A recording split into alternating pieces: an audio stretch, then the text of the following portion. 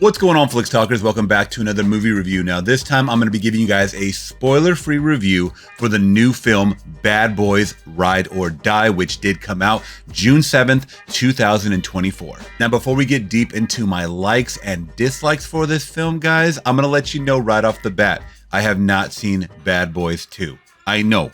You guys are going to be crucifying me for that one because a lot of y'all like that one in the series. At least that one was the most memorable to a lot of you guys growing up. But for some reason, I only saw the original Bad Boys a few years ago and the third film when it did release in theaters in 2020. And after watching this fourth film, guys, I will definitely be watching the second one this weekend. So once again, y'all, spoiler-free review. You guys don't have to worry about anything at all about being ruined at this part or that part, or potential or non-potential sequels. I'm gonna try my best once again to keep it as spoiler-free as possible. And if you guys do like reviews like this, please let me know by hitting that big thumbs up, leave some comments below, consider subscribing to the channel for more. So Bad Boys Ride or Die is directed by the same guys that directed Bad Boys for Life, Adil El Arbi and Bilal Fallah. And this film does star Will Smith as Mike Lowrey, Martin Lawrence as Marcus Burnett, Jacob Scipio as Armando, and Eric Dane as McGrath. Now, there is a lot more cameos and side casts that I will get into in this review as I go along. And the quick synopsis for Bad Boys Ride or Die is, when their former captain is implicated in corruption, two Miami police officers have to work together to clear his name. Okay, so before we get into my review, guys, I want to let you guys know my theater experience walking into this. So I am going back to the theaters officially this summer. Technically, it was for a last movie I reviewed that shall remain nameless, I'll just say that. But this is what kicked off my summer 2024 viewing. And I gotta say, before we get into all the details, this was such a fun one to kick off 2024 summer. I had already kind of prepped in my head, especially watching Bad Boys for Life more recently. Even though I had seen it in theaters in 2020, I wanted to show it to my fiance who had not seen the movie because it's always fun to me, and I know a lot of other people, to get their first time reactions, especially when it comes to action films or just things that are very over the top. And Bad Boys for Life definitely lends at a lot of action-packed goofiness that kind of lends in the same vein as a Lethal Weapon or a Rush Hour. So I just kind of had that injected into my brain before going into this theater. Now, I was a little weary, and I'll put some video up right here. When I walked into my theater, it was, I believe, maybe 3 minutes before the lights were going to go down for the previews, and there was not a single soul in sight. Okay, so I'm literally the only one in this theater, and it starts in 2 minutes. I don't know if that's a good sign or... And it's opening night. I was a little confused that this was opening night for Bad Boys Ride or Die, but once I sat down and the preview started to roll, all the people rolled in, and I got a packed theater before the movie even started. So I had people to the left, to the right of me that were really just gasping during this movie, that felt some emotions that we'll get into, and most memorably, all the laughter. There was a lot of people laughing in this movie. And I can't help but mention the lady that ordered a whole damn pizza next to me.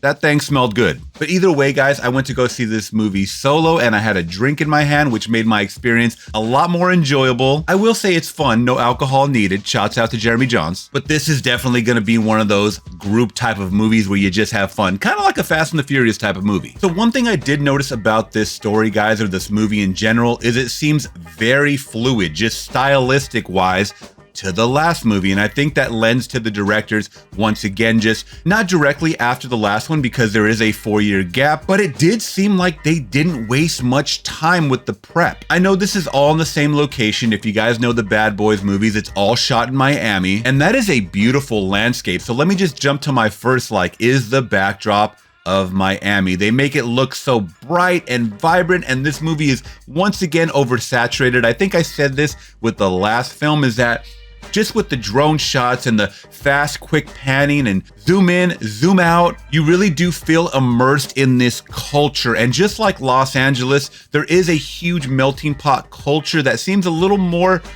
I don't know, just fun and party and gritty and grimy also at the same time, because there's a lot of gang shootout stuff that's going on in this as well, and explosions and all of that, but mixed into a huge melting pot of different cultures, which is something, if I'm gonna be completely honest, if they're gonna continue this franchise, I would love to see these directors just hold on to this, because I don't really want it to change back to the Michael Bay style. I mean, even though they do pay a lot of homage to Michael Bay, and yes, there is a Michael Bay cameo in this movie where I was like, there he is. But these guys made it their own, and I'm actually more leaning towards this style of filmmaking for Bad Boys. All right, now a second like for me for this film, guys, is once again, it is action packed. So if you guys want to lose yourself in the 70s, 80s, 90s style of action films where it's not necessarily practical, okay, there's probably a lot of CGI or other things going on, but if you like to see cars whipping around or just crashing into each other, people throwing Molotov cocktails, people firing off rounds at close range or far distances, snipers, once again on these Miami streets, this one is definitely for you. Like I said, if you've seen Bad Boys for Life,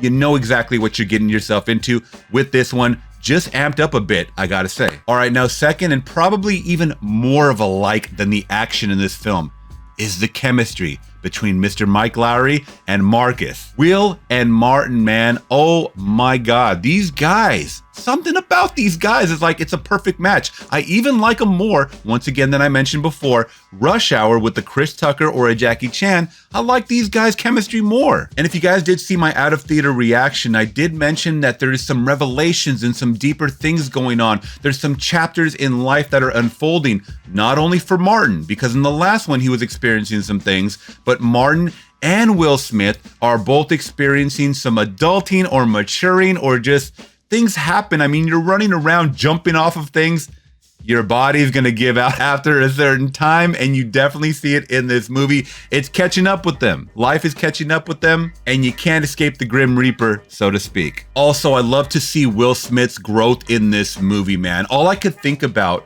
is there's a few scenes in here where we get a lot of emotional depth, or at least they try to push it, the emotional depth in this movie, where I'm like, did we forget that this guy slapped Chris Rock? And I'm thinking, I think this movie may make us forget that he slapped Chris Rock. And not only that, I mean, kind of a little bit of a spoiler, just a little bit of a spoiler. There is a scene where they kind of do a little mockery, satire about the real life events that did happen. All right, now next up, a huge like is when you hit me with the Bad Boys movie, you gotta hit me with a fire soundtrack, whether that's a track that I know or some original salsa music or something in the background. I gotta feel like I'm immersed in this Miami culture, and right off the bat, like a minute in with the credits, you know the opening credits, at least for the last film, the third film, Bad Boys for Life, it definitely hits you with some quick driving, some cool action scene right there with some great car sound effects and thumping, pounding soundtrack behind it. Like I always try to mention in movies, guys, man, a soundtrack can be a character in itself. And this movie had it, man. Once again, going back to that woman that had the whole damn pizza, she was over there, you know, bobbing her head and dancing in her seat. And like I had mentioned before, the supporting cast, we get Ammo coming back. At least 2 members of Ammo? We're missing a third guy. I don't know why. It's not much of a spoiler unless you guys really care about this Ammo character, but for some reason, Charles Melton doesn't come back. And I don't know if that was explained or if I missed it really quick, but we do get Vanessa Hudgens and Alexandra Ludwig to reprise their roles once again as the young Bad Boys. And actually, I'll be honest, those two were my favorites when I was introduced to them in the last film. And I actually thought they did a good job in this, and they didn't overpower the movie like I felt like they kind of did in the last movie. They just showed them briefly in the beginning and a lot in the third act, but they didn't overpower once again what was happening with our main players. And speaking about main players, Jacob Scipio, man, as Armando, we get to see a lot more of him, and we were just kind of alluded to, and I'm not gonna let you know his relation to anybody, but we get to see him more in this film. And can we get a spin-off or some kind of side story or more action films with this kid? This guy is kind of like a young John Wick, low-key. Either way, I see the talent. His acting is not 100% there, but his fighting and martial arts skills is, dude, come on, utilize that shit more. We're also introduced to this new character, Christine, played by Melanie LeBird. I'm not gonna let you know who she plays, but I thought she was a great actress as well, and I feel like I've seen her before. Had to look her up. She was in Power Book 2, Ghost. Now, Anybody else watch that series? I really got invested in it. And she's actually a very damn good actress in that show. And last but not least for my likes, guys, is the nostalgia. If you guys are Bad Boys heads, they do a lot of flashbacks to cuts from the first film, the second film, the third film. They talk about all past characters as well and some of the events from the past movies. And it made me feel like, wow, they could be wrapping this one up with the fourth film. All right, Flicks Talkers, now let's jump to some of my cons for Bad Boys Ride or Die. Starting with, it is a very predictable plot, okay? Now I know, once again, I had said you gotta tap yourself into these 80s, 90s action cheesy movies, and what goes along with those type of movies is a predictable plot. So we do get some corruption or planted corruption with near and dear characters that we've known and grown to love. And we get our typical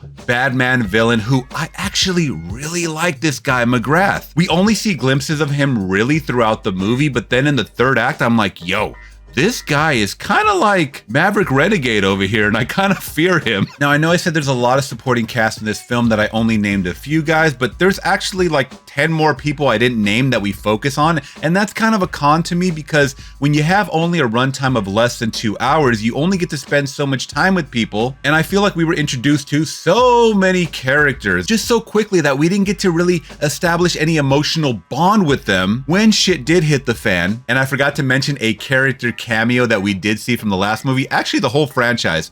Reggie has a amazing scene in this movie, but it is Reggie's time to shine. I'm just gonna say that. I'm not gonna let you guys know what he does, but it's his time to shine, man. And the whole theater had their jaw dropped. And going to another con of mine personally, guys, is you get a lot of cheesy dialogue and overblown, just drawn out scenes sometimes where it's like, okay, I get it, Martin Lawrence, you're hilarious, you're funny, you're playing a lot off of what's going on with your health issues in this movie, which actually he was dealing with some real health issues in real life. There's a clip going viral, and I don't know what to make about this, but he did respond. Now, Martin, is that what everybody's taking? You on the balcony waving to people, you looking around? Were you looking around like, yo, this is massive? Because people took it like something was wrong with your health or something. I was like, oh, this is rock concert stuff.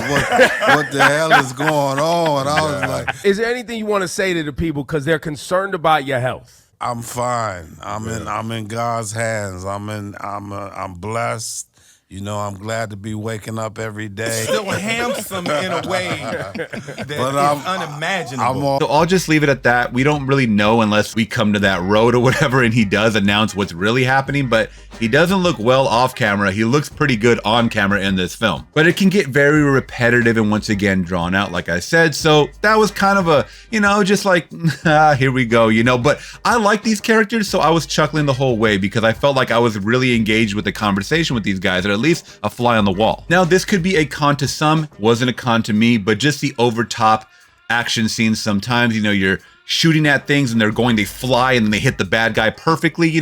Things like that happen in movies like this. So if you guys want to keep believability in your action movie experiences, this one may not be the one for you. You got to kind of suspend your beliefs a little bit, guys, and just go and have a brainless action time. So I think all that being said, guys, and I know I said a lot, I'm going to give Bad Boys Ride or Die a solid 4 out of 5. I would definitely be adding this one to my collection. And I think, like I said before, I might like this one a little more, just a point more than Bad Boys for Life. All right, Flicks Talkers, do you plan on seeing Bad Boys Ride or Die in theaters? Are you guys gonna wait on streamer? What did you guys think about my review? If you guys did appreciate it, please hit that big thumbs up. If you already seen the movie, leave some comments below and consider subscribing today for more, guys. I appreciate you guys being here, and I'll see you on the next one. I'm gone. Peace.